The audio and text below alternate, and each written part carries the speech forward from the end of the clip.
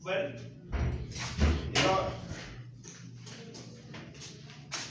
Ufel? Ako sa iyo.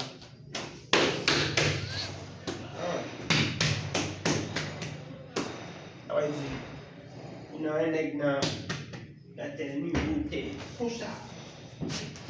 Baka din buti po. Buti kayo. So, ano natin dito? Baka din bukas ka sa buti kayo.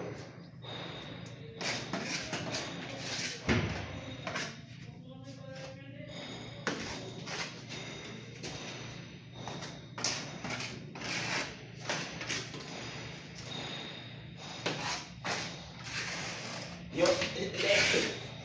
Già. secondo me la cappella di Già.